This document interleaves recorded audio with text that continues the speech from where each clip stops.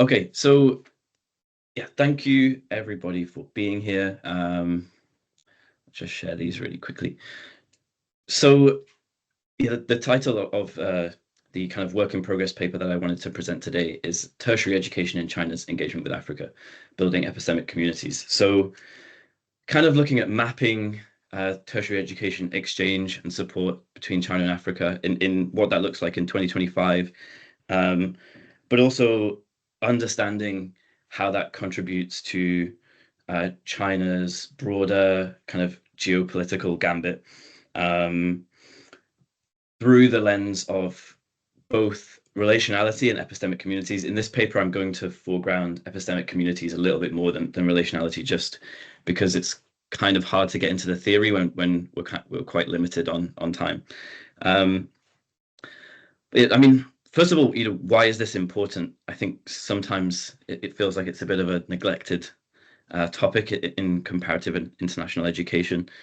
So obviously, China's reshaping global higher education and its engagement with Africa is huge in scale.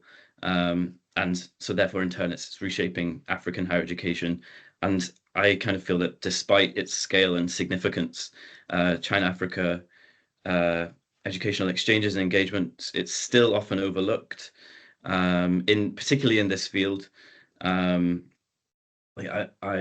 wanted to give the example. I just went to two conferences. So one was the Asian Studies Conference, the Association for Asian Studies in Columbus, and then I went to the CIES conference in Chicago. And the way that this research was received and the level of interest it got was really different. There was kind of much more interest and curiosity and understanding at the Asian Studies Conference, and kind of limited curiosity about this at Comparative International Education Conference, which is kind of surprising. So, I think given the scale of this, it's really important. So I'm glad that people are here to kind of listen to these full presentations. So also briefly, just to say that, so obviously I'll go first. I'll have 15 minutes. Then we'll hear from Si-yuan, and then Bright, and then Vedika. Yeah, so moving on. So very, very briefly, I'm just going to give a really broad overview of China's geopolitical interest in Africa. It's not something everybody's familiar with, so I thought it was important to include something about that. Then again, briefly on theory, because I don't have too much time to go into it. So relationality and epistemic community building. Then kind of mapping these forms of cooperation and how they contribute to epistemic community building, and a quick discussion at the end.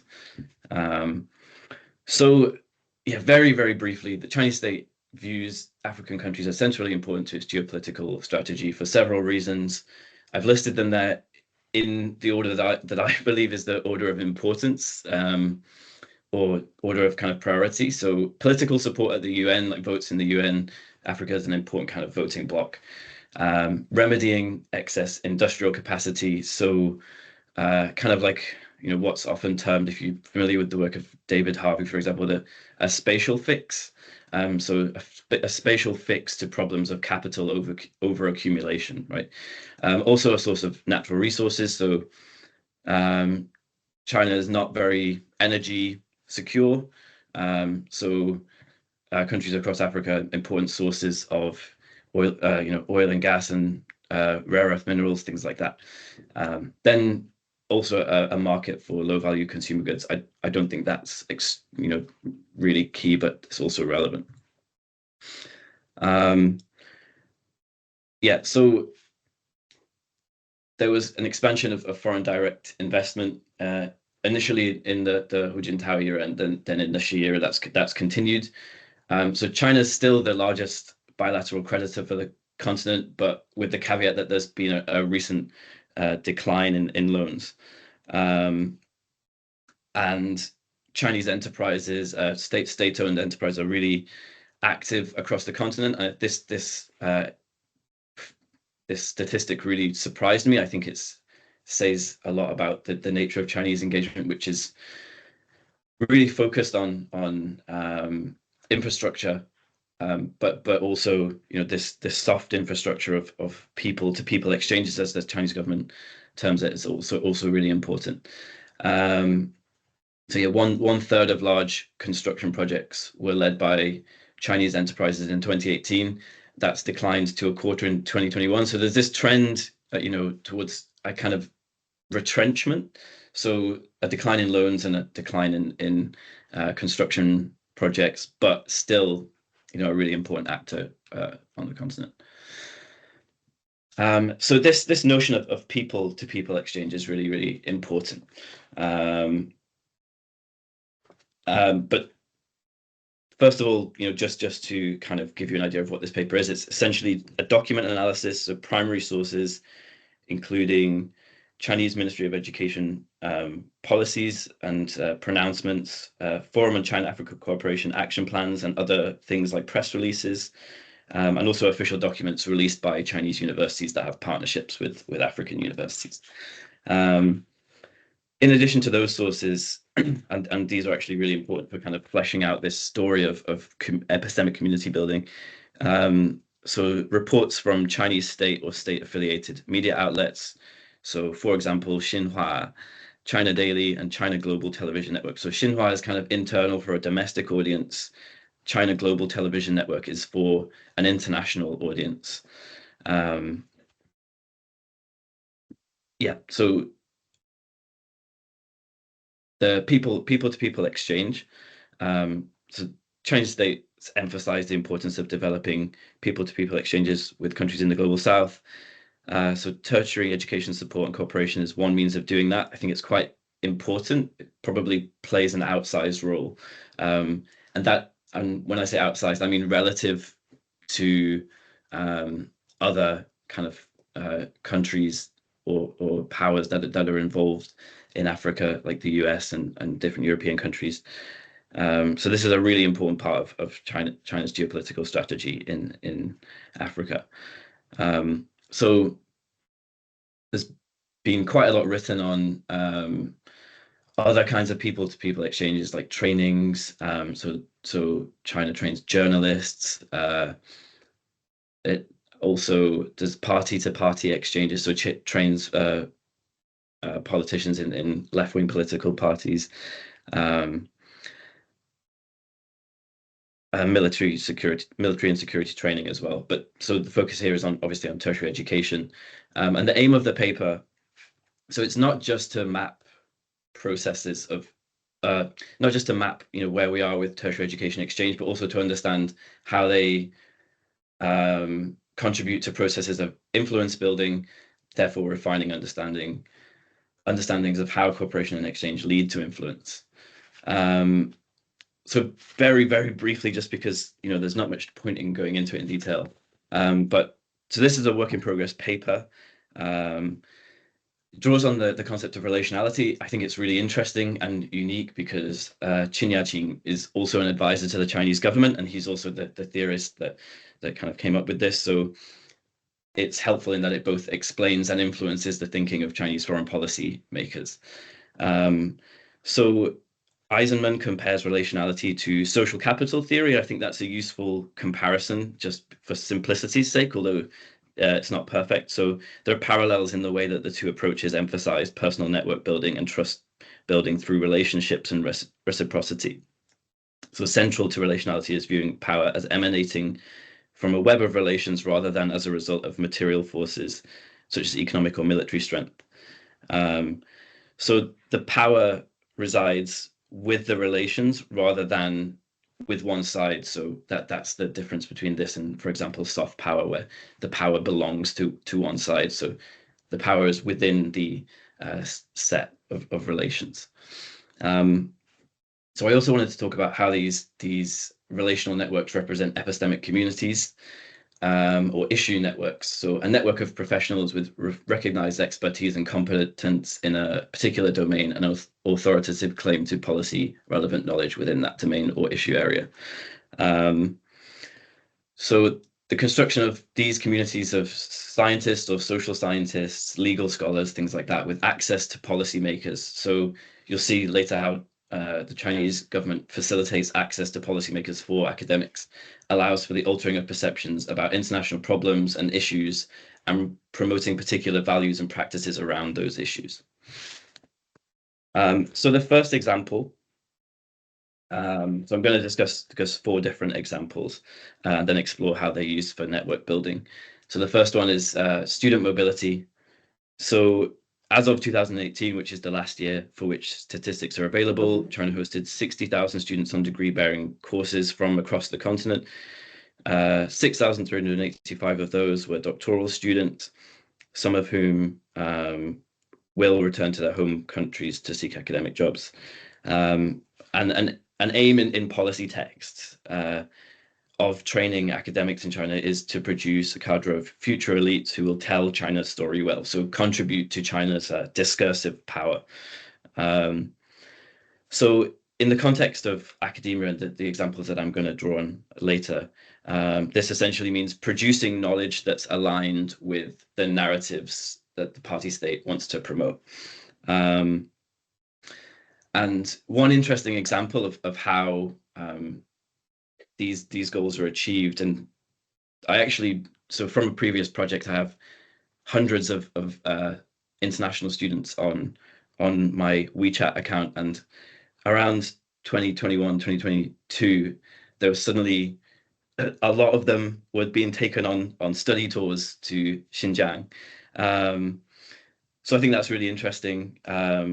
Students from a number of universities across China were taken on these tours, seemingly in order to add weight to Chinese government counter-arguments to evidence presented by NGOs and the UN Office of Human Rights Commissioner on like human rights abuses and things like that in Xinjiang. And this is an example. I realize it's in French, so it's not very useful, but the basic idea of this is this was published by a Chinese, an international student from Comoros who was studying in China in a flagship newspaper in that country. The gist of it is that Xinjiang's great. We had a great time, and Xinjiang is kind of a paradise on earth, and everybody's human rights are protected. So that's one example of how international students are employed to contribute to these narratives, and how that relational power is used. And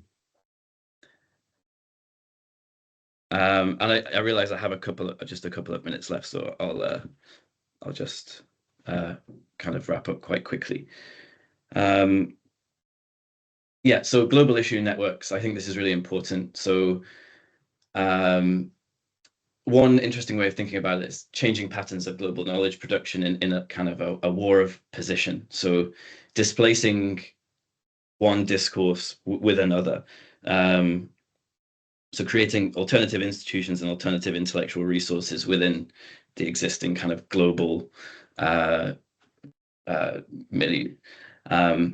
So one example is forwarding an alternative human rights doctrine, which I'll talk about in the next slide. Another example, which I think David and Natasha have been working on, this is the China-Africa Think Tanks Forum.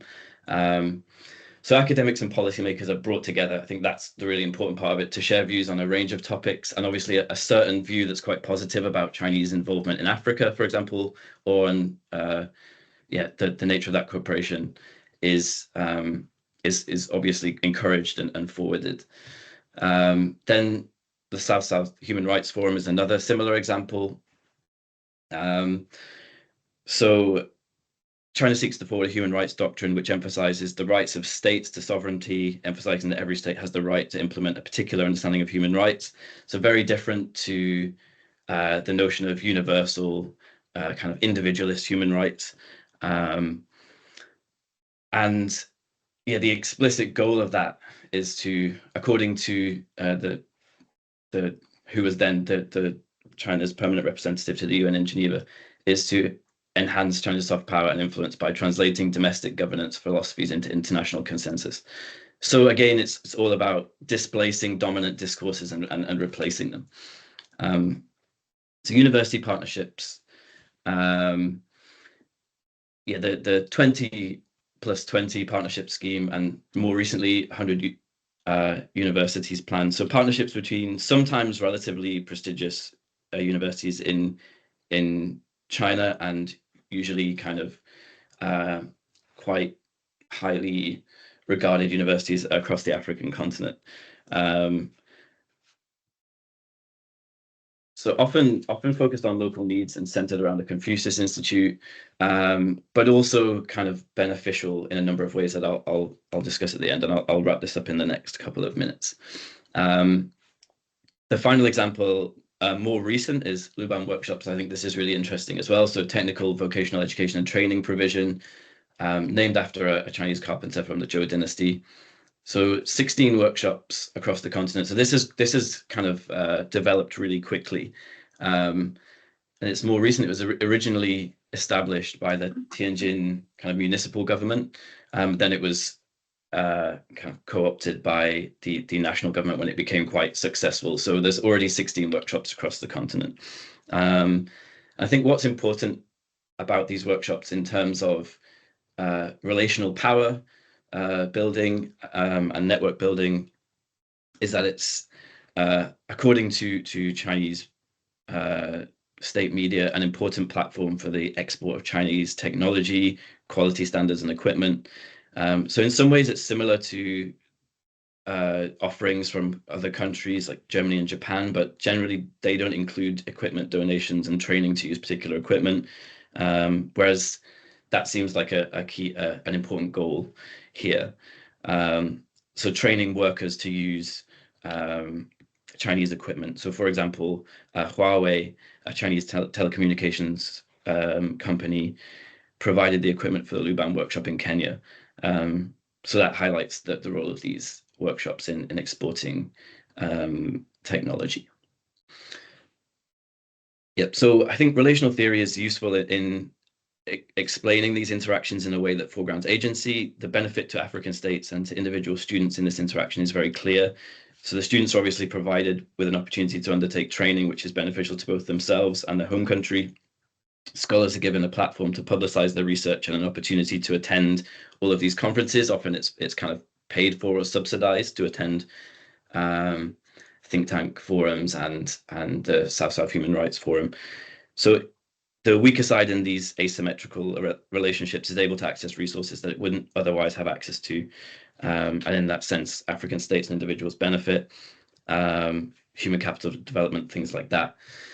But at the same time, the Chinese state is also able to generate favorable outcomes beyond the direct benefits of just providing these things in terms of relationship and relationships with leaders and in terms of image.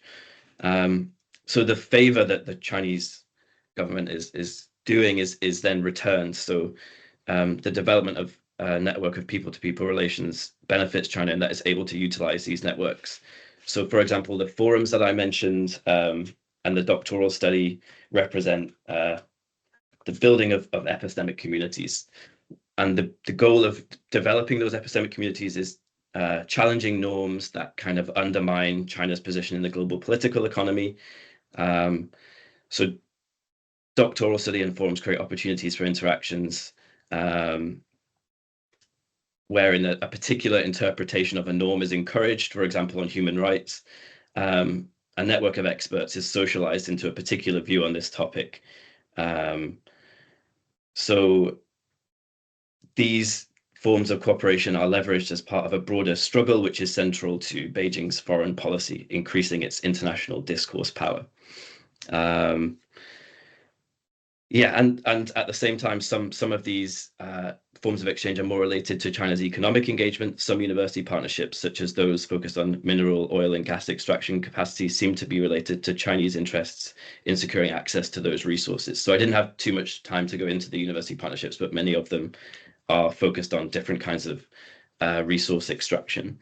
And the Luban workshop at the same time relate to economic engagement, contributing to training a pool of skilled labor for Chinese enterprises that are active across the continent. Like I mentioned, a quarter of construction projects in Africa involve Chinese state-owned enterprises.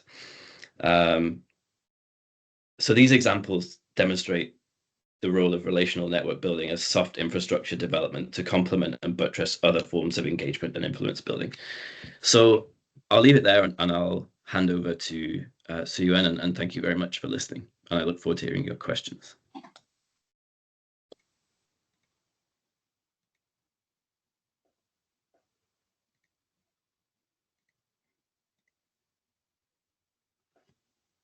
Okay, can you see my screen?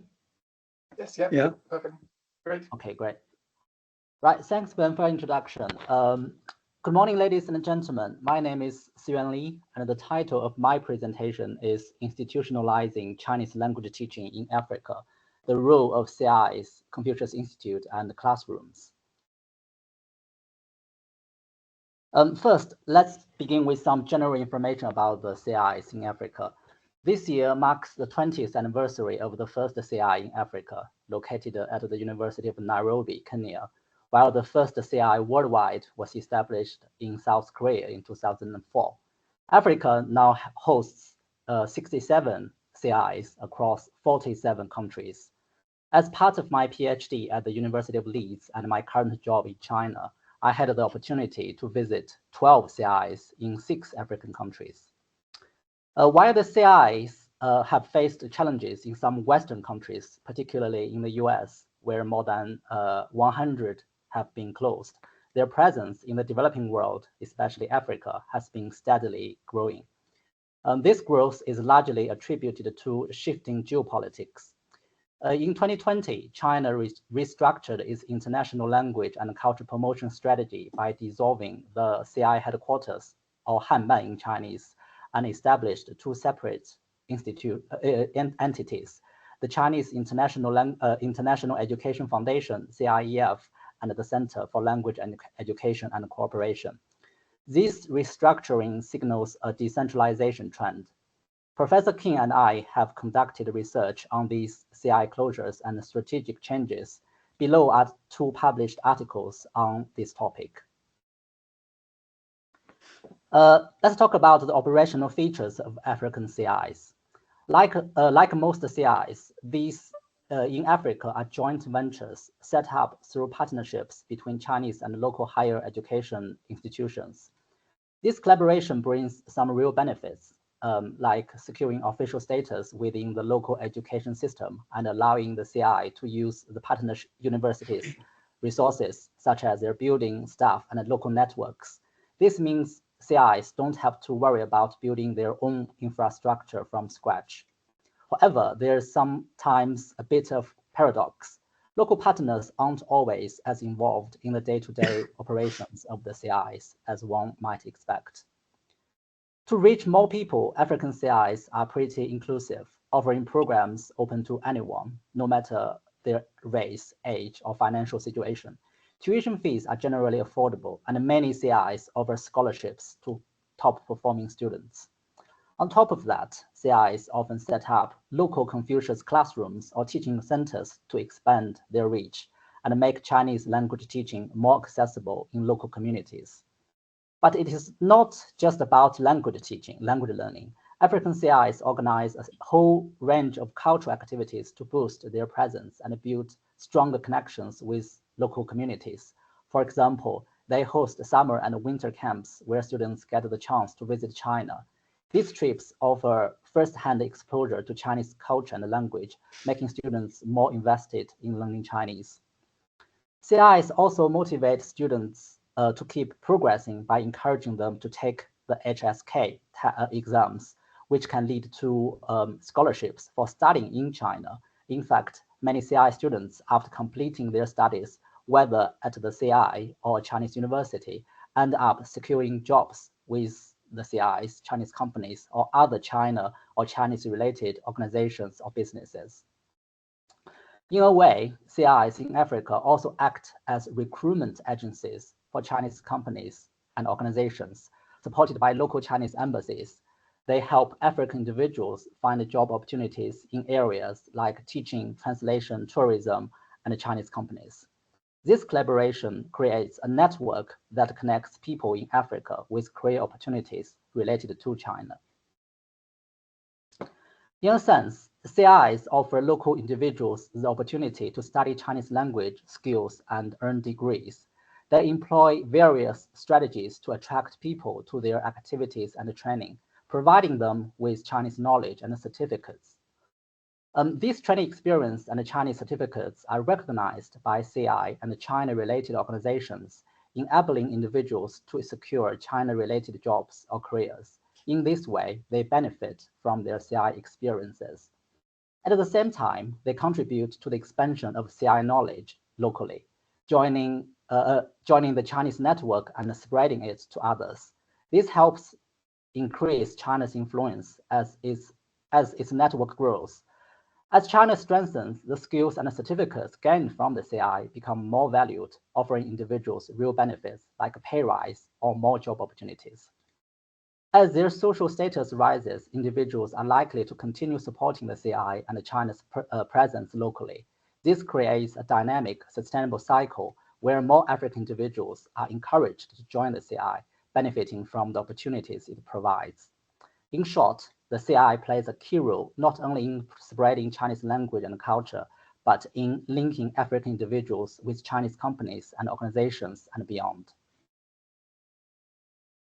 After discussing the role of CIs in higher education and their impact on career development and local Chinese presence, another important aspect to address is the integration of Chinese language teaching into Africa's basic education systems.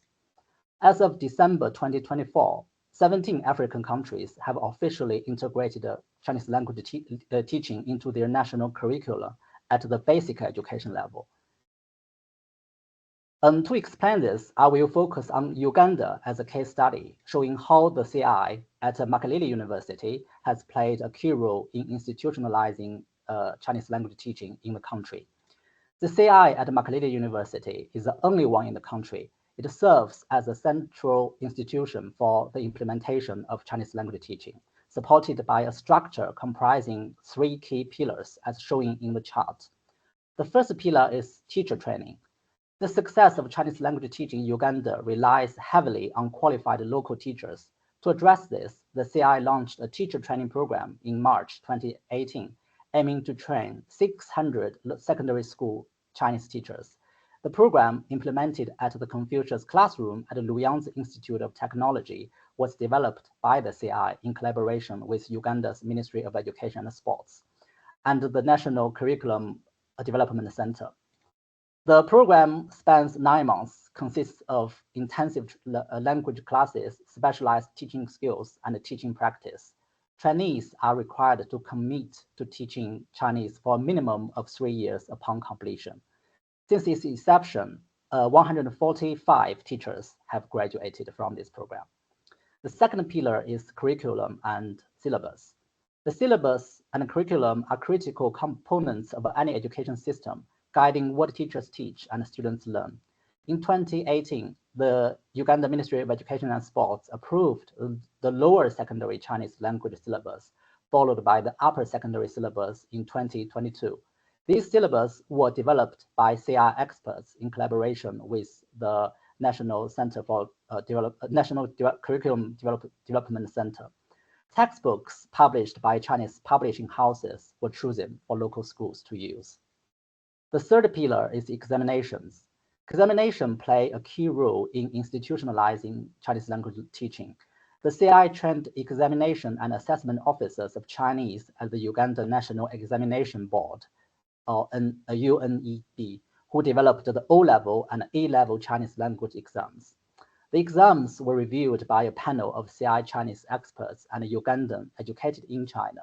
Since 2022, students have sat for O-level exams, with A-level exams to be introduced in 2025.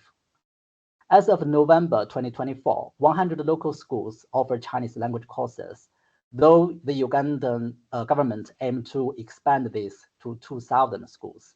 This reflects the growing importance of Chinese language education within Uganda's education system. Now that we understand the structure supporting Chinese language teaching in Uganda, let's examine the key strategies that have facilitated its institutionalization. The first one is government support. The strong relationship between Uganda and China has played a crucial role in the success of Chinese language teaching in Uganda.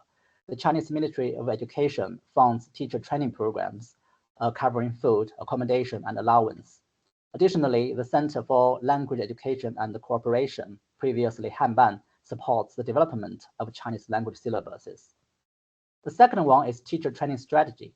Training local teachers has been a key strategy for promoting Chinese language teaching there. This approach is cost-effective and sustainable, unlike importing Chinese teachers or training degree students, which can be expensive and lengthy. The program is inclusive, accepting teachers from all subjects, and participants are required to sign a 3-year contract to teach Chinese in local schools after completing their training. The third one is incentives for learning Chinese. Learning Chinese offers significant opportunities for Ugandans in education and employment. With over 200 Chinese companies operating in Uganda, there is a growing demand for Chinese speakers in sectors like tourism, translation, and businesses.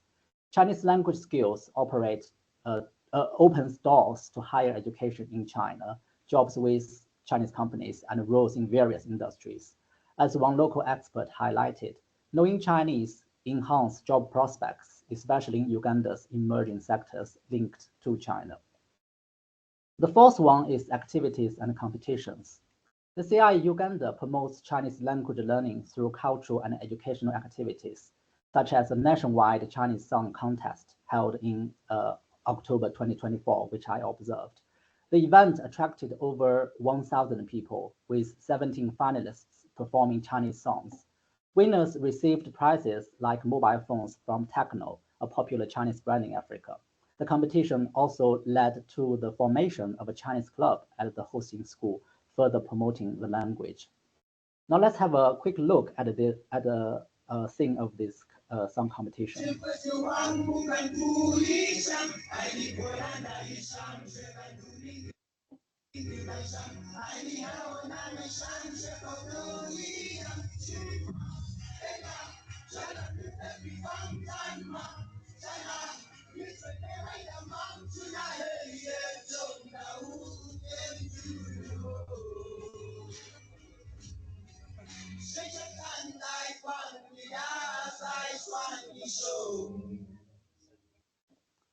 Right. Despite these successes, there are challenges. First, teacher retention is a major issue, with many locally trained teachers leaving the profession due to a lack of incentives and support, as well as low salaries. They can often find better paid jobs in China-related organizations or businesses. The second, the quality of local teacher remains inconsistent, with some demonstrating inadequate language proficiency, even after graduating from the local teacher training program. The third one, schools suffer from shortage of training materials, including textbooks, audio equipment, and language labs, while distribution systems are often efficient. Fourth, public perception presents another hurdle, as some Ugandans view Chinese language promotion as a form of cultural imperialism rather than an educational opportunity. Additionally, concerns persist about the long-term sustainability of Chinese language skills in the job market, as rapid expansion may lead to over-saturation. Currently, the number of secondary schools offer Chinese is only 100, which represents a small proportion of the 3,000 secondary schools in Uganda. This highlights the needs for further expansion and integration of Chinese language teaching into Uganda's broader education system. The strategies and successes discussed here provide a foundation for research on the institutionalization of Chinese language teaching in not only Uganda, but also other African countries, a project I'm currently working on. Thank you for your attention, and I'm looking forward to any questions or comments you may have at the end of this session.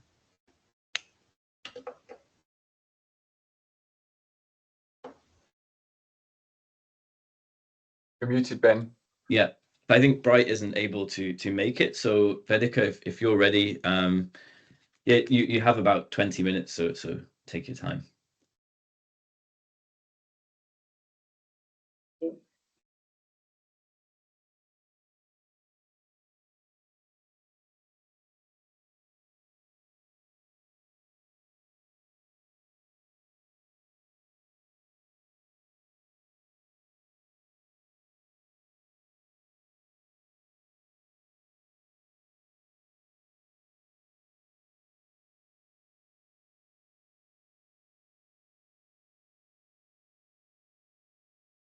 Okay. Should be in a minute. Shouldn't be slow, should it?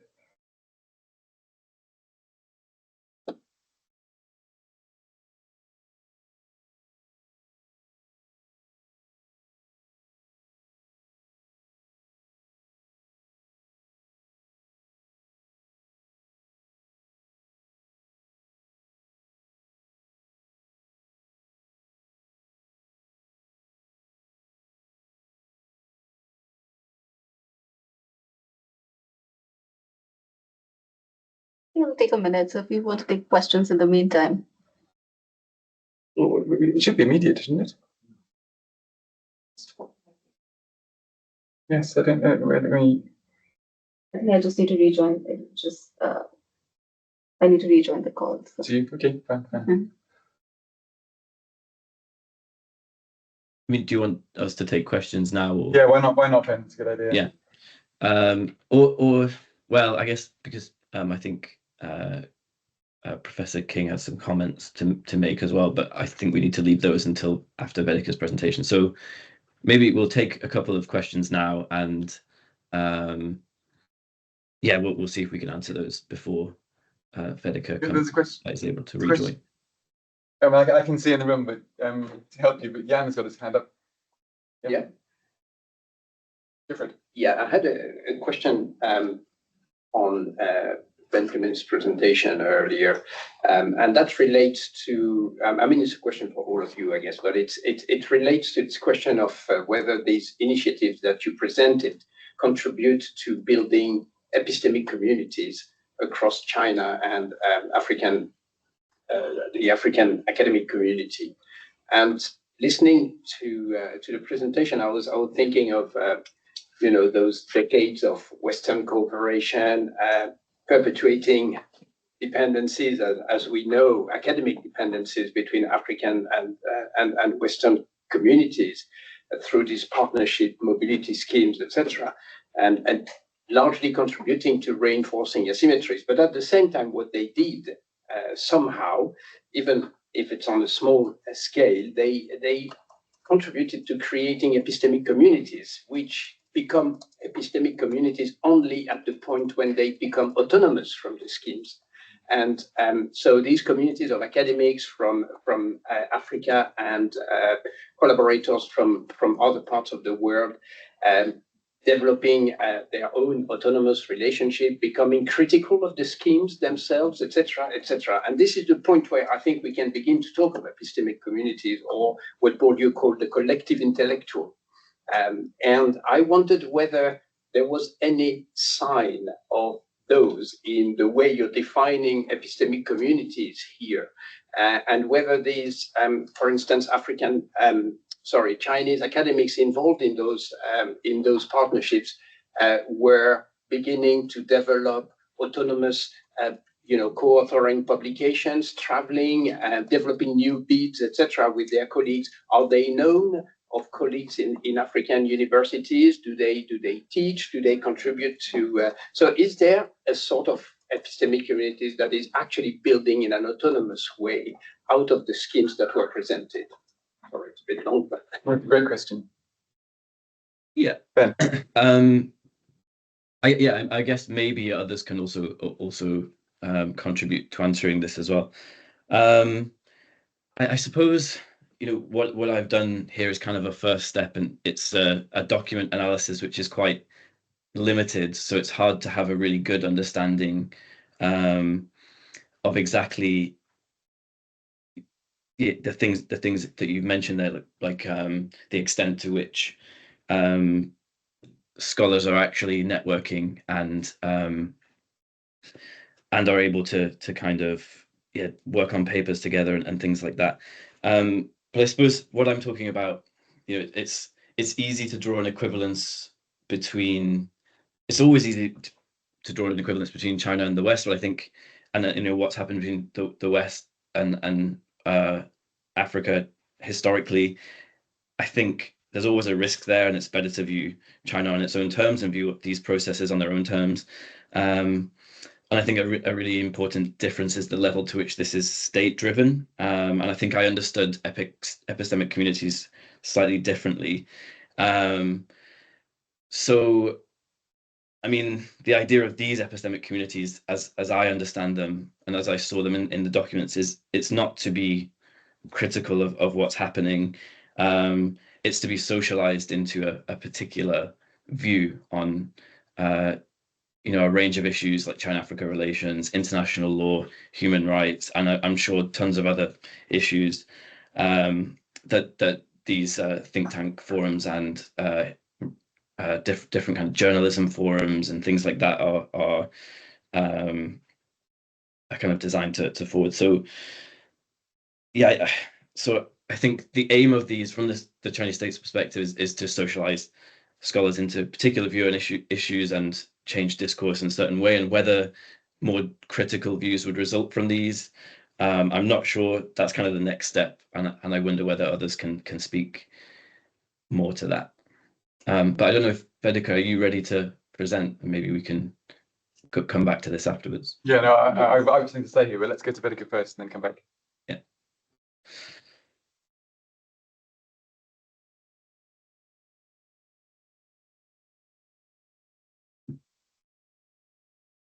Looking better? Oops. You need to have the PowerPoint window.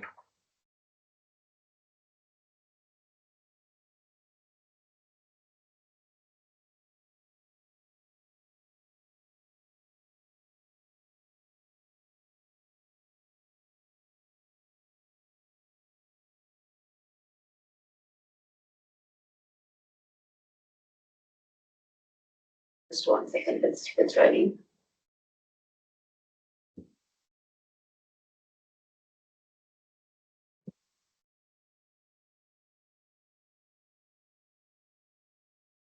Do you want to share the slides, or is there a problem? Presentation. You want to send them to me? You could also send them to me, and I could try and share them. I don't know if that really helps. That's surprising. But just to respond to that point, Ben and Jan, certainly some of the people we spoke to in the FOCAC community could see, what they need to say in some ways in the context, but they were also critical, and they were slightly different because they weren't necessarily academics. But the academics we spoke to in the project, some of them actually were working with their supervisees and developing research relationships. So there was absolutely a sense of, well, actually, like often there's a case of you can carry on working with your supervisor because you've got a working relationship, you publish together. And in a few cases, the Chinese supervisor was invited to an African university by their student who was developing a research project around the supervisor's interests. That was unusual, but it certainly did happen. One of the other challenges was that often, because the Chinese supervisors weren't very familiar with the African context in which the research, so usually academic staff wanted to work on an African-related topic, but then they were often sometimes forced to or encouraged to work on that topic in relation to China because the supervisor was more confident about that.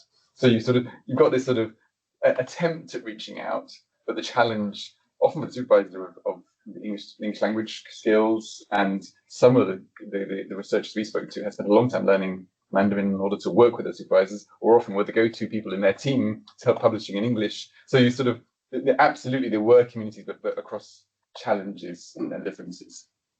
But do you want to send to you? Okay, fine.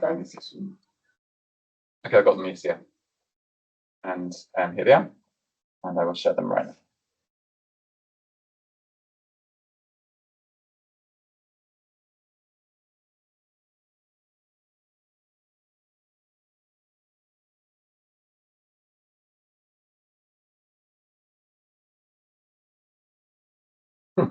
Okay. And I'm having the same problem.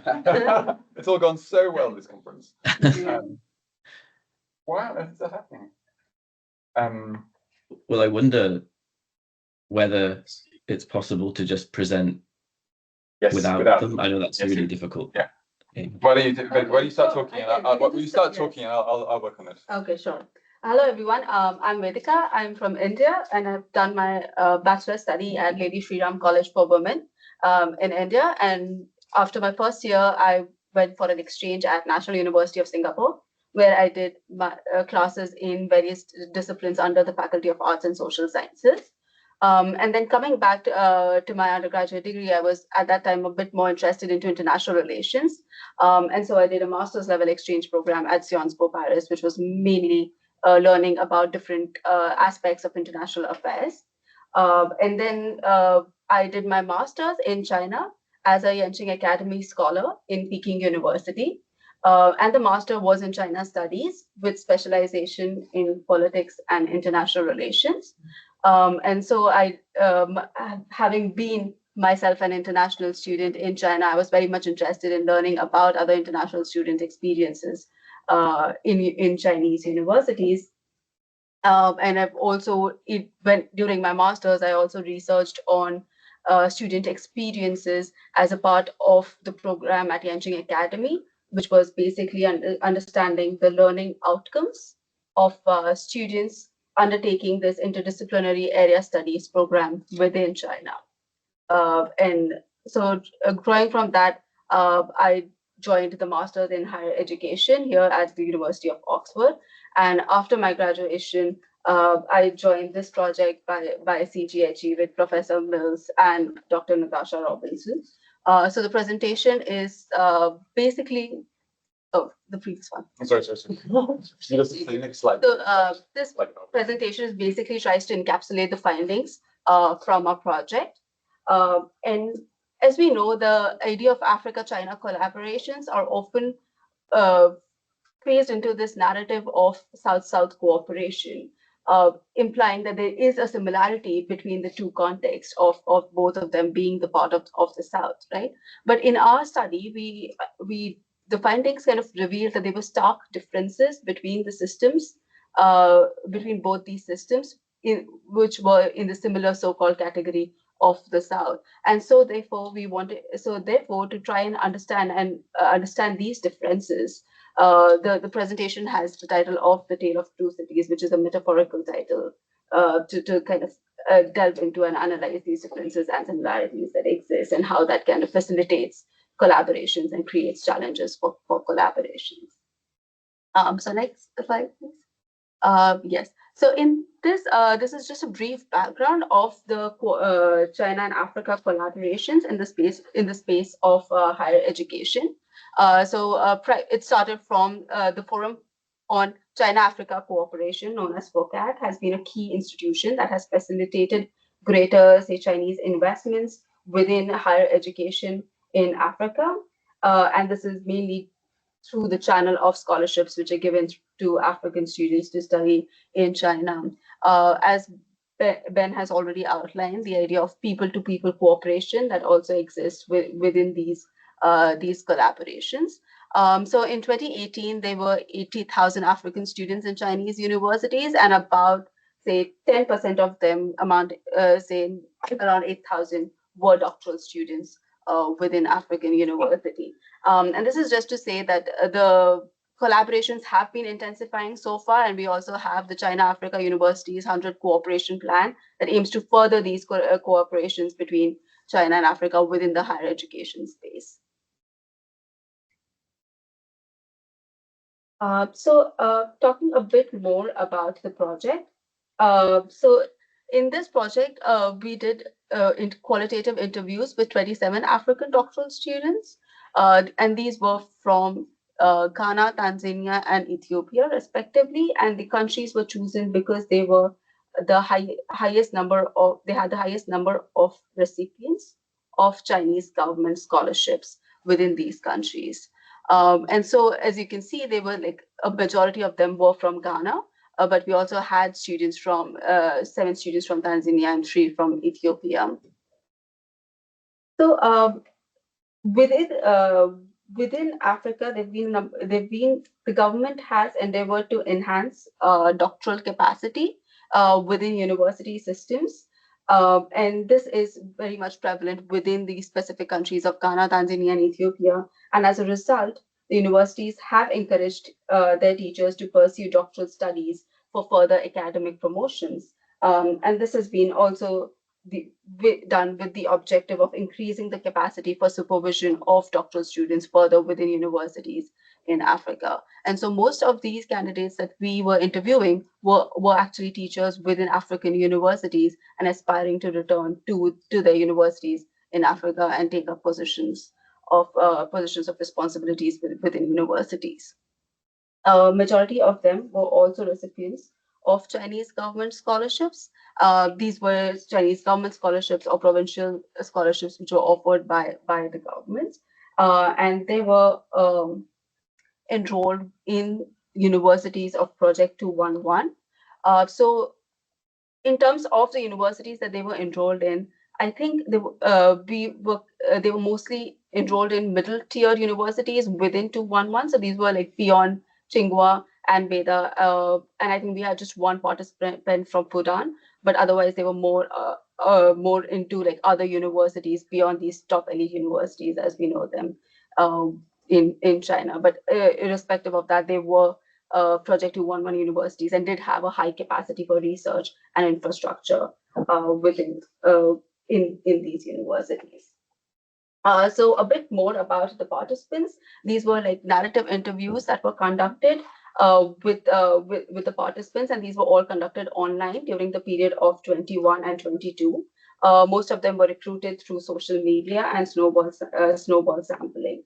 A majority of them were men, and we had about 5 women candidates who were interviewed in this position, and they mainly came from national flagship universities within Africa, but some of them were also part of a few technical universities and private institutions.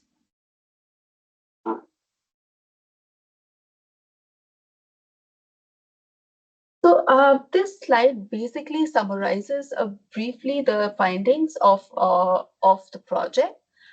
So in their doctoral education, the idea of publications was very much emphasized in addition to a traditional PhD dissertation, but there was more emphasis which was given to, say, the publications and specifically publications within, say, globally indexed journals. And there were different sort of award mechanisms which were related to this idea of publishing within these internationally recognized high impact journals. Some of them were financial, but also some of them were necessary for them to complete the degree and graduate from the universities. So in this context, when I use PhD by publication, it basically means a system where publications are more emphasized in the context of doctoral education. So because there was this emphasis on international publications and high impact publications, the scientific agenda was also mainly governed around subjects that were cutting edge and that were the most recent phenomena that exist within different fields of sciences primarily, right? So they were researching on things that were recently developing and have been recently discovered. So for example, one of the participants says that in this world right now, it's all about climate change and sustainability. And that is what, and researching on that topics means that they have greater citations and higher impact. And therefore that is a hot topic for research that they are pursuing. So a lot of them were pursuing these trending topics that were trending within the global scientific agenda. And so I think a point to be noted here is also that these students were primarily, these findings were primarily from international students within, say, Chinese universities, but they were also different Chinese students who are within Chinese universities, and therefore the research agenda that they were studying might be different. And this one focuses on specifically African students' experiences. And so we also felt that there was a sort of a bubble between the Chinese students and the international students that were present that were studying doctoral education. And so the agenda within the Chinese students might be slightly different from what these students were experiencing.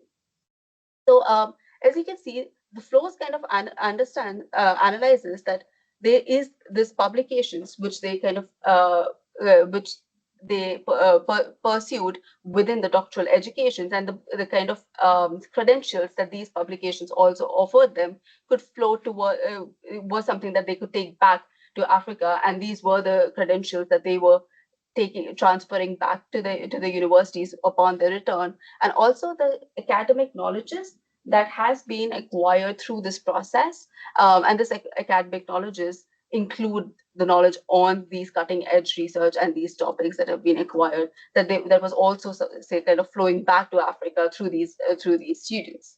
But something that actually facilitated this drive towards publications was the infrastructure and the technology equipments that were present within universities. And a lot of the students highlighted that they were provided with funding opportunities for research. As one of the students mentioned, that they wanted to write a research paper on a particular river and then wanted to go and explore and see the river by themselves, and they were given funding by the supervisors to do that. So a lot of students highlighted that their supervisors were willing to provide, say, funding support for the research projects and for their research endeavors, but also provide support for any sort of equipments or materials that they required within the research. So this drive towards publication was supported by extensive infrastructure and funding that was provided to them within the universities. But while these publications and the technical knowledges that they've acquired through this process of publications was something that they could take back, and that did travel back to Africa. But the idea is that the funding and the infrastructure system did not sort of travel back.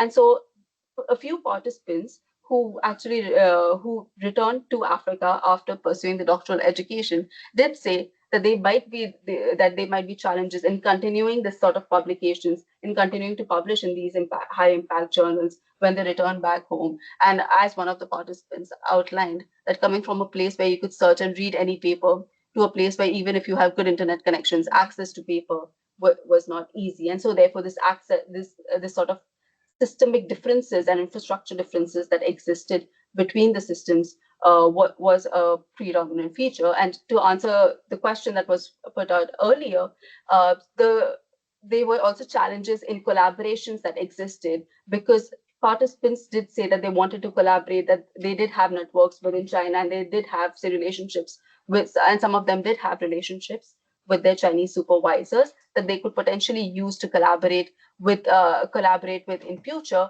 But the idea that their universities that they were in did not have the infrastructure to be able to support that kind of collaboration was a challenge. And some of the participants sort of navigated this challenge by actually going and visiting universities in China to pursue their research in collaboration with the doctoral supervisors.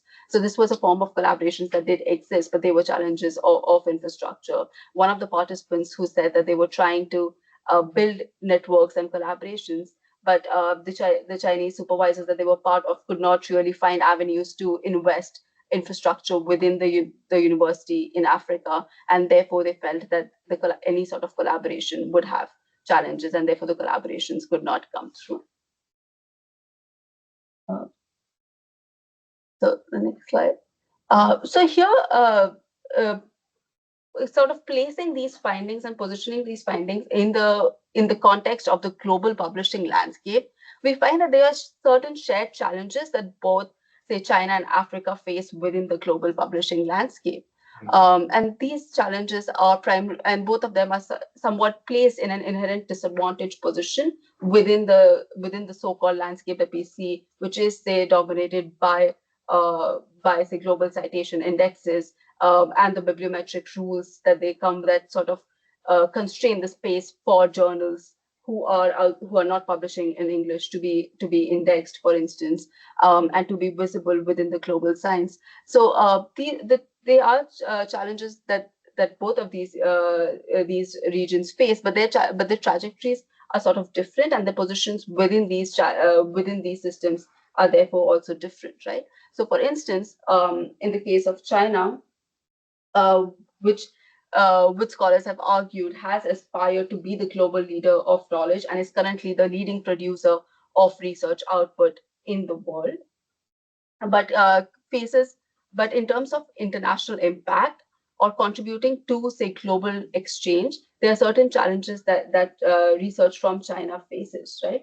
And that is because of, say, a lot of these research publications being within Chinese language journals, but also English language journals finding it difficult to be indexed within these global citation index. And one of the reasons is also that one particular journal publication in China takes Chinese language journals and translates them into, say, English language, but therefore it does not meet the requirements of original publications that a number of bibliometrics indexes do have. And moreover, scholars argue that there is a skepticism amongst the international scholars to actually publish within Chinese English language journals as well, and therefore that constrains the space for dialogue and knowledge exchange with the global science and with international community. There has been government initiatives like the Project for Enhancing International Impact for China's STEM journals to be able to enhance their, to be able to sort of provide them support to increase their visibility and to have greater exchange with the global community. These initiatives were spearheaded by editors in different English language journals that encouraged their colleagues based overseas to also publish, and therefore created more incentives to publish within these journals. However, there is been a greater skepticism of by the community to publish in these journals, and also there are challenges of researchers in China to also publish in English and therefore be published within these journals. And therefore, while there is this idea, there are these challenges that research from China faces in contributing towards this global dialogue, it kind of prompts this drive for publications in China, and therefore this prompts Chinese universities to actually encourage international students to publish within these globally indexed journals to ensure that the research is in exchange with global science. And as one of the participants highlighted, the big idea was to get the paper, and therefore the idea or the drive towards publication was primary within their experience. In Africa, the situation is same but slightly is similar but slightly different in terms of that there has been an impetus to enhance research output for greater socio-economic development. And this narrative of predatory journals means that there is a quest for credibility of research via internationally indexed journals. And therefore, a lot of these students did value the credentials that they gained through these globally indexed journals. And one of the participants said that, you can just search online and you would know the kind of publications that I have done, and they would know that these are really high impact journals, and would know that this person has the skills and has contributed to extensive research output. So despite the fact that the learning curve for them was very steep, because they were researching on, say, cutting edge technology and innovation that was at the fore of global science at the moment, they did value the credentials that they did take take away. So, as one of the participants said, that with this research exposure and output, even colleagues in African universities could say that they are they have done valuable work, even if there was some skepticism towards the doctoral education that they have gained from China. So this is just a brief summary of the slide. So while the study found out that while Africa and China both struggling against these hegemonic dynamics of global knowledge productions, their trajectories are vastly different. And therefore, the experiences of these participants reflect the diverse trajectories. For instance, the idea of massive funding for research being easily available in Chinese universities, whereas them trying to struggle to gain access to even literature in universities back home. So a lot of the participants who did return also took up leadership positions within universities to try and facilitate a conducive research environment for researchers in the universities, and to foster the environment despite the challenges that they face. So yes, that's it, and I really look forward to the questions.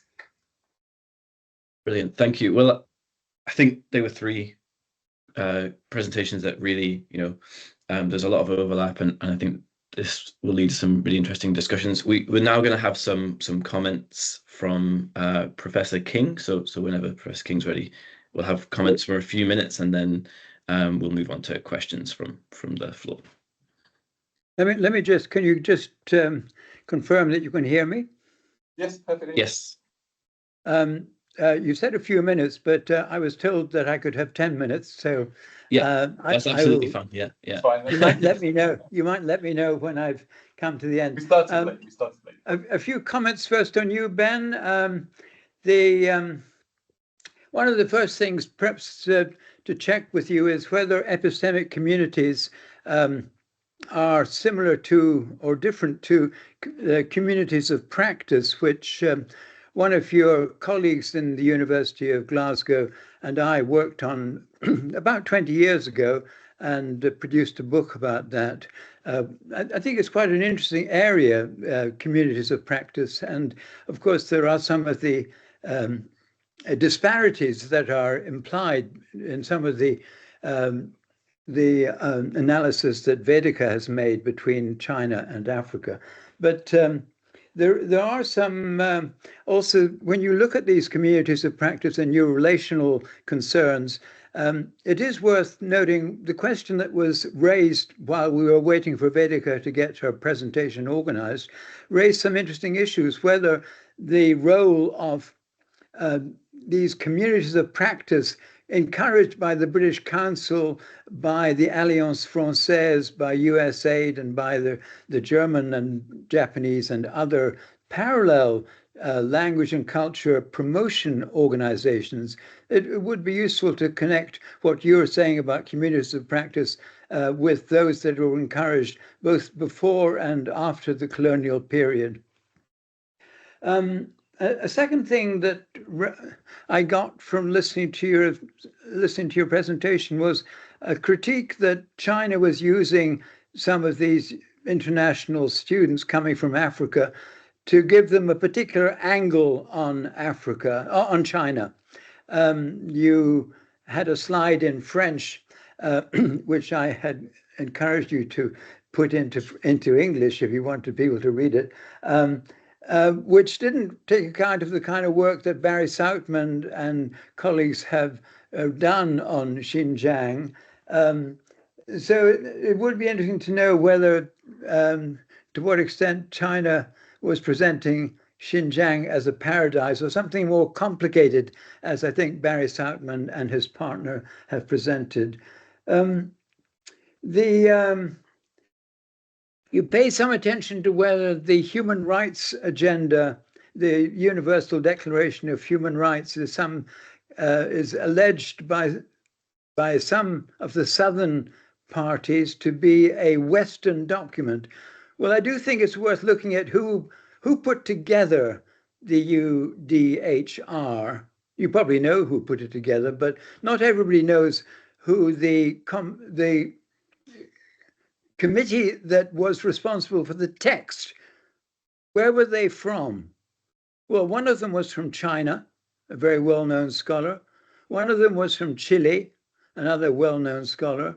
One was from Lebanon, again, a well-known international scholar. And one was from the USSR. So even though, as you know, the Universal Declaration of Human Rights was done before the freedom even of India, let alone 1949 in China and the rest of the African continent, it may well be worth judging whether it is really a Western document.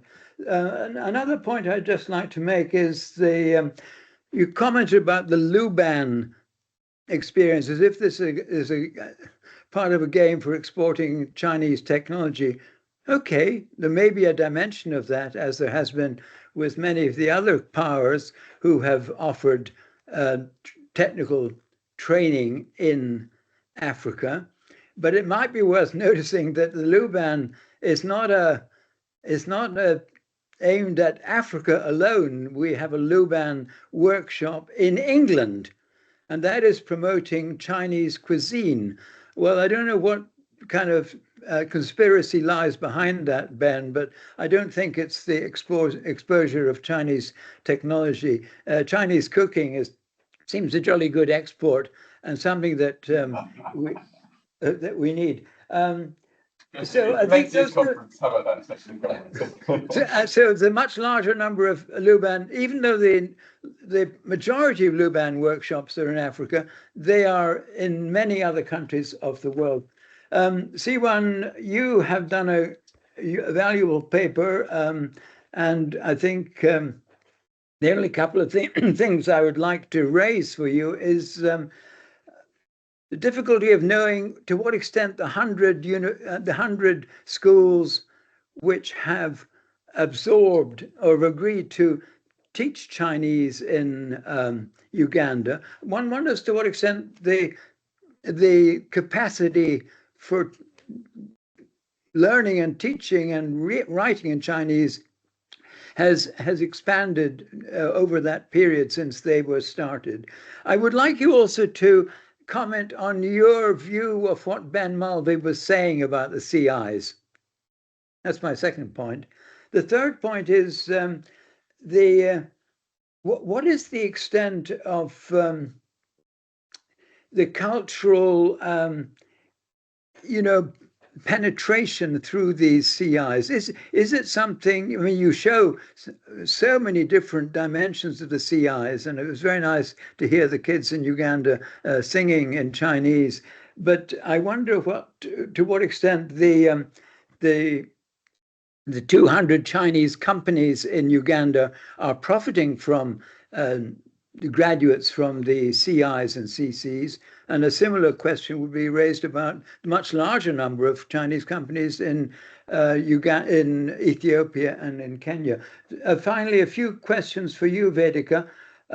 Your numbers of African students in China is very different by at least 20,000 from the numbers given in Ben's presentation. I wonder which of you is nearer the mark.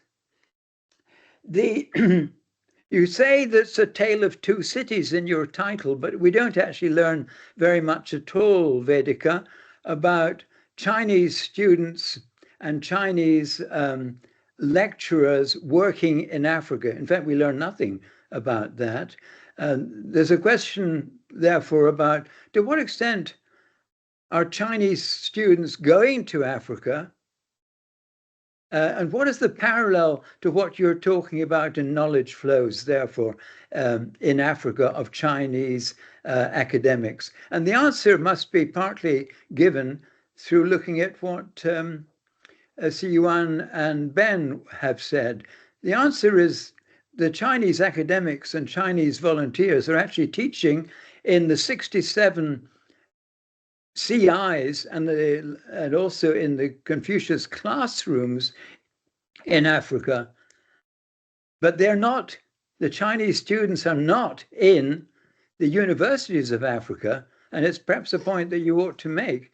If you want to get a nice figure for you, you've mentioned 8,000 PhDs in Africa, in China from Africa. But the number of Chinese students in my university in Edinburgh is 8,000 last year. Just take that and put it in your hat. 8,000, and how few have gone to Africa. So you do mention right at the end about the publication challenge. It's quite important for people who think about publication and to look critically at what is the meaning of the word international. And for too long, it has been assumed that international journals are those published in the West. Indeed, you may know, I'm sorry that Bright is not on the call. Bright is from Ghana, and he will know that in his University of Ghana, you can't get promoted unless you publish in a so-called international journal. That means one that is not African. Now, what's that? What's that to do with? One of the things that I've made sure I do is publish in one of the published twice in one of the several international journals in China, ECNU Review of Education. I think it's quite important for people who claim to be part of international and comparative education to be clear what do they actually mean about international. Not Africa, not China. Is that right? Well, think about that. So I do think that there's some value in looking at those issues. That's all I'll do, Ben. Taking a bit over, just fractionally over 10 minutes. Okay, I had that as 10 minutes almost to the second. So, yeah. Okay. Perfect. So I'll respond first, if that's okay. So first of all, epistemic communities of practice. I don't think there's much overlap between those bodies of literature. So to what extent are they similar? Probably, not all that similar. So just to kind of flesh out, obviously I didn't have too much time to go into the conceptual stuff, but underpinning the concept of epistemic communities is the notion that scientists, including social scientists, are important kind of international actors, and the construction of communities of scientists with access to policymakers allows for the altering of perceptions about particular international problems and promoting particular values and practices around said problems. And in that literature, a key point that kind of made me feel that it was really relevant is that these communities or the evidence suggests these communities are really influential in shaping and altering ideas and policies that underpin transnational global governance. And they're the issues that I wanted to focus on in the paper. So things like human rights and China's role in Africa, international law, things like that. So issues where China's the norms were shaped by Western powers and they disadvantage China. So the idea was that all of these interactions create epistemic communities and also give academics access to policymakers as well. And you kind of mentioned a comparison of other countries and China, and I'm not a huge fan of doing that, like I said before, always referring to the West or Anglo-America, and when we're looking at something like a South-South cooperation, I'm not really sure of the value of that. It's easy to be drawn into false equivalences. Then to your second point, it wasn't really a critique. It was just presenting the documents that I found, and framing them as they were on the websites. So it's just I wanted to show that that's how the relationship is leveraged, right? There's no such thing as a free lunch, and that was a huge initiative. Universities across China sent their students to Xinjiang, and there's a clear kind of angle there to promote a particular view of Xinjiang. And a quote from the newspaper article as well. Like, it was a screenshot from a newspaper article that was on the FOCAC website. So I couldn't really translate that because it's a screenshot. But I did explain what was in there. And again, the paradise on earth, that's not my opinion of what the Chinese government is getting across. That's a quote from the article itself. So I'm not going to speak to that. That's kind of beyond the scope. What's actually happening in Xinjiang, that's beyond the scope of this panel. But that's just the data that I was presenting. On human rights, the idea that it's a Western document, I think it's a rationale for justifying the displacing of a liberal, individualist, if you like, Western norms. That's the way that it's the Universal Declaration of Human Rights is framed by the Chinese state. So that might not be accurate, right? It might not be accurate that it's an unrepresentative Western document. But that's just, a rationale for kind of undermining and these norms and shifting them towards a state-centric or illiberal consensus on human rights and putting the sovereignty of states above the rights of individuals. Luan workshops. I think again, other countries do have technical vocational education and training workshops. I think there are differences. We have to be careful not to draw false equivalences. I don't think anything that I said was kind of conspiratorial. Like it was kind of evidenced in the documents. If you see the paper, there was more quotes and things like that from the documents. But it's an explicit aim of the workshops to export technology, and I think that is quite different to the German and Japanese offerings, for example. I don't think that's an explicit goal of those. So there are differences. I think it's kind of almost naive to think that it's just you take the narrative of the, it's on one hand it's naive to say that it's a zero-sum game and it's completely asymmetrical relationship and one side's not getting anything out of it. At the same time, it's naive to think that to take kind of Chinese policy text that win-win two-way exchange completely at face value and not challenge those and not look at what the Chinese state is actually getting out of it. So yeah, that's basically my responses to that, and thank you for your comments. Okay, Professor King, thank you for your comments. Regarding your first point, during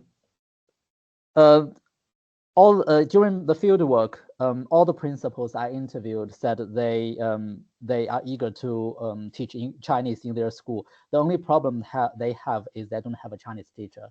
So as long as they have a Chinese teacher, they can teach Chinese. So they all agree that the Chinese presence in the country is very strong. It's not just in Uganda, it's also in Kenya as well. And also from later this year, I will go to South Africa and maybe Western Africa as well. So I will find out if it's a common thing in Africa. Regarding the Chinese companies, I mentioned the 200 Chinese companies in Uganda. I do see CI students or CI students who can speak good Chinese who are employed by these Chinese companies, and they can earn really good wages. For example, I have a figure here. For example, one person can earn about $5,600 per month. That's a lot in Uganda. This is an exceptional case, but many CI graduate students can earn about $1,400 per month in Uganda. But the normal local teachers can only earn $60 to $85 per month. So you can tell the difference, and also why many teachers who train to be Chinese teachers quit the job because they can find better paid jobs in Chinese companies or other career. And all the CI students I interviewed, they are very optimistic about their future. They can either pass the HSK test and get a scholarship to study in China, or they can find a job locally in a China-related business or companies. That's my response to your comments. I did ask you, Si-yuan, what you made of Ben's comments about the CIs. Sorry, Ben, could you remind me what you mentioned? No, I said I would be interested to hear your reaction to what Ben was saying about the CIs, the Confucius Institutes. Yeah, I just want to ask Ben to clarify what I mean, I didn't say an awful lot about Confucius Institutes in the presentation itself, but they have a role in the university partnerships, the 20+20 plan. They're a mechanism for relational network building in Africa, things like that. So they contribute to epistemic community building and relational power in various ways through their kind of normalizing the Chinese state's kind of narratives and discourse on particular and official stance on particular issues. So that's the very brief version. I think I agree with Ben in terms of disseminating Chinese knowledge locally and form a network, a a Chinese network that involves local individuals into this network, and also linking local individuals with China's interests, both locally and in China. Yeah. Okay. Right. That's my comment. Thank you. Thank you. Sure. Yes. Okay, I'll quickly respond because I'm aware there might be questions in the room that we need to address. So first, the question on numbers. Well, I think the comparison that you said with Edinburgh and with university, with the number of students in Chinese universities, well, I don't think Chinese universities do depend on international student fees for funding and things like that. So I think the numbers are definitely going to be different of international students in China. But I think beyond that, the importance is that these students are also, like many of them are also teachers within universities in Africa and would be in future supervising doctoral students in Africa as well. So I think this is a very significant group of students that we are looking at who would be shaping, say, the academic landscape in Africa in the future. But secondly, about the Tale of Two Cities, I think the reason why I've taken that title is because these students who emerge from academic systems in Africa are going and experiencing doctoral education in China. So I think through their experiences, I think their experiences are telling the tale of two different regions and two different systems, and that is why I've used that title. It's not a reverse situation that I'm looking at. I'm not really looking at the Chinese students within Africa within this research. It's primarily about African students and their experiences of these different academic systems.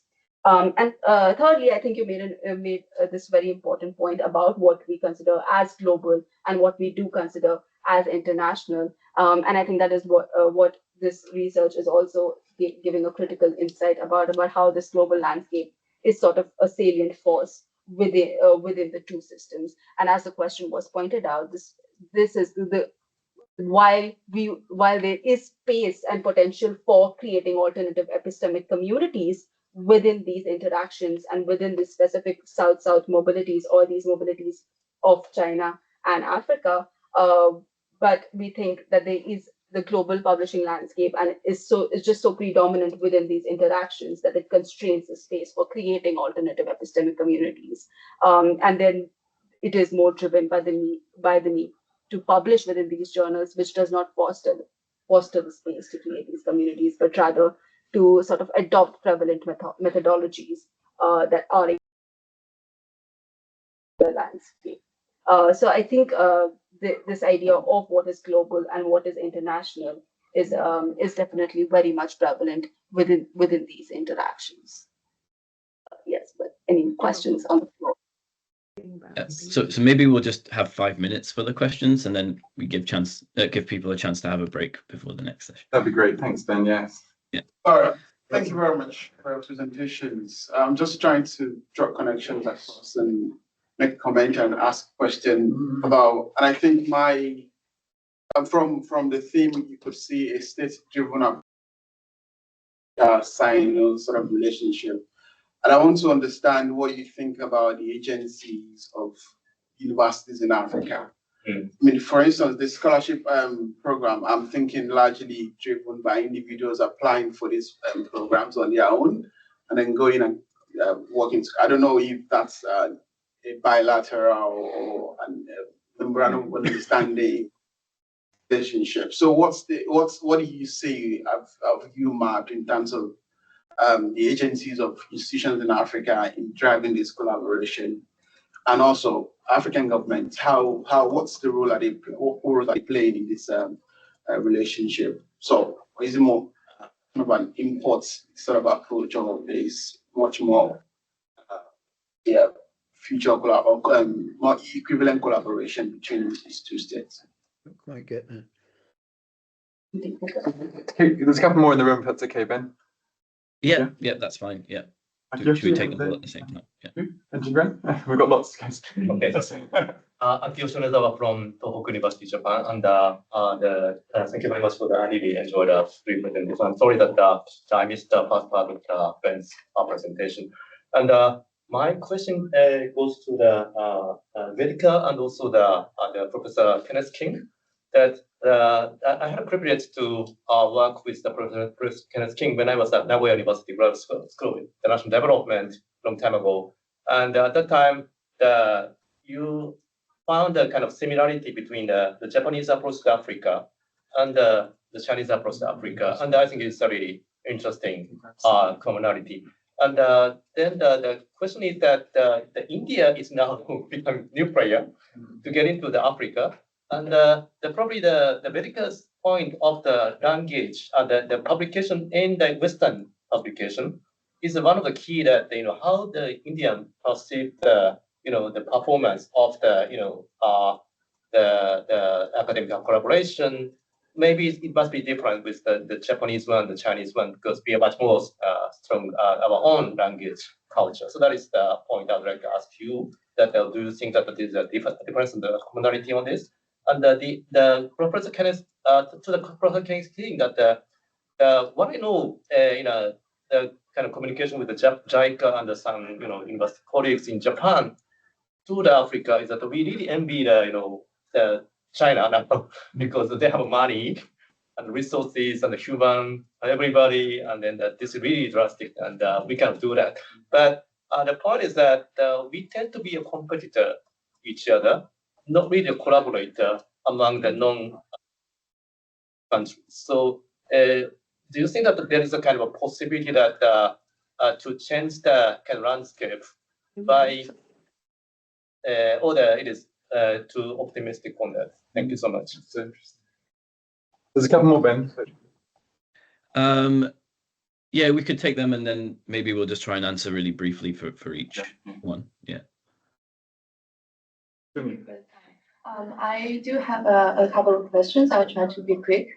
So the first question is also related to the agency from Africa's side, and to echo a comment made by Professor Kenneth King. So we have been discussing for example, African students in China in a Chinese context. But I have been wondering what is going on in African context. This also this of course includes perhaps the number of Chinese international students in African. Would there be more collaboration? So would involve other aspects. India and China. So, yeah. So recently my research focus kind of shifts to the institutional level cooperation, especially 20+20 and 100 university cooperation plan between China and Africa in this policy framework. And I'm hoping to, my question is, in a seemingly equal space of cooperation, what is the role of African partners, and how do they contribute to shaping the partnership with their Chinese colleagues? If that makes sense, might be a broad question. And the second one is, in the situation in the United States, the political situation and the change in the international development field, whether there might be some implications, and what kind of implications that might be for China-African cooperation in both education and international development in general. Can we have one more quick question? Yeah. Just be very quick, and I hope I don't add complexity to this topic. So I just have a brief question about how do you think this kind of cooperations make sense together? I'll explain my question because I really appreciate what you have mentioned about Luban, about the CIs, and also I want to develop on Professor Kenneth King's question, because as far as I can see from the China side, that because earlier we had difficulties promoting transnational education overseas, and including, for example, CIs, because of geopolitical tensions, which is the theme of this conference. And because of transnational education, and the CIs are perceived as ideological and value laden, and we are perceiving it from Western-centric views, and okay, you're presenting a threat to us. But now China is attaching greater importance to TVET, as Mulvey, Dr. Mulvey has correctly point out that, for example, Luban workshop is just one of them. And also, as Professor Kenneth has correctly pointed out, that it's not only about techniques. We have these packages of skills plus Chinese, and not only in a linguistical sense, but also Chinese culture. So I was wondering, do you think this is like from your perspective, on your side, based on your field work experience, do you think this is a shift, like a paradigm shift that we are using, TBET as a new way of exporting many things, or like to project our geopolitical influence to achieve our geopolitical aspirations, or do you think they are complementing each other as fitting into their own roles in these shifting geopolitical landscapes, or just this kind of question? And also it contributes to the knowledge flow, right? As you mentioned, that we are attracting more students because we are cultivating talents who know Chinese skills and are familiar with Chinese culture and love China. This kind of policy rhetoric, and that we attract these talents, also technical talents, also from Africa to China. So I just want to know how from your perspective, how they fit into each other and. So, okay. Well, thank you very much for all of the questions. I think we will try and wrap up by 10 to then, by 12:50. So I'll very briefly respond to, I'll try and cover everything. It'll probably be quite difficult. So on agency, I think it's really interesting. Obviously a lot of these partnerships are guided by Chinese interests. I think you have to look at each partnership individually. Like, for example, partnerships with the University of Namibia revolve around the training of oil and gas extraction professionals. There's an obvious interest there in China's energy security, things like that. But at the same time, I think in response to the criticism that this was very one way and it was all about what China wanted and it didn't reflect the policy rhetoric of two-way exchange, a lot of these partnerships have become quite localized. I think Si-yuan can probably say something about Confucius Institutes. But so there's joint research centers and labs. So there's, for example, the China-Sudan Joint Research and Exchange Center for Agricultural Science, a Center for African Studies at Yangzhou University, and a joint lab for research into renewable energy. Then other things, so Nanjing University worked with Egerton University in Kenya to establish an agro science park, is what they call it, and the Kenya-China Joint Laboratory for Crop Molecular Biology, which is interesting. I think this is really interesting, housed within Egerton University's Confucius Institute. And they've also built like an agricultural science demonstration village. So I think through the university partnerships, increasingly is quite responsive to local needs, or there is some kind of agency there, and African partners are able to say, we want this or that, but at the same time, there's issues. There's some controversy over Makerere University's Confucius Institute, because the Confucius Institute assisted with the development of a Asian studies program, but at the same time, that was critiqued for being basically similar to Confucius Institute content, not very critical about China's role in the world, very positive, and mostly focused on China's role in Asia and not other countries. So, and I think African universities generally have much less leverage because it's a much more significant part of their funding that's coming from Confucius Institute. So that's an issue in terms of agency, I think, is that universities could become reliant on this kind of funding for their kind of Asian studies, African studies, and other things, other programs like that. For USAID, I think obvious implications, of the US stepping back. I think the US isn't as heavily involved in higher education and tertiary education, but I think I'll tie that into the final question. China also has less capacity than it did previously, so no commitment to scholarships, a specific number of scholarships at the most recent Forum on China-Africa Cooperation, and that's part of the reason, I think, for the shift towards technical vocational education and training. And thank you for highlighting, the language element and the clear kind of soft power goal of these institutes. And I think that does set them apart. And that's what I was trying to say. They're not similar to other offerings, and it's kind of not really right to draw an equivalence between them, because they're kind of like this hybrid thing that's something like a Confucius Institute, but more focused on education and training. But I'll leave it there for in the interest of time, and I'll let others respond.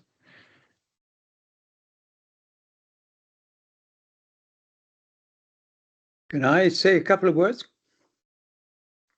Sure, go for it. Yeah. Let me just say that I think it would be good if Bright Nkrumah, if he's listening, could circulate his PowerPoint to the rest of the panel. I've had the privilege of looking at it and commenting on it, but I believe it would be helpful, Bright, if you would make sure we all get a copy of what you have written. And if you have reactions to what you've heard this afternoon, I think you should put those in an email. The second thing is, I think, given that we're in Trump part 2 since a few weeks' time, I think it might be worth people who are interested in CIs looking carefully at why it was during Trump part 1 that the 100 Confucius Institutes were closed. Si-yuan and I know about that, but it may be helpful in this present context to know more amongst the rest of you about why Trump managed to close down 100 CIs.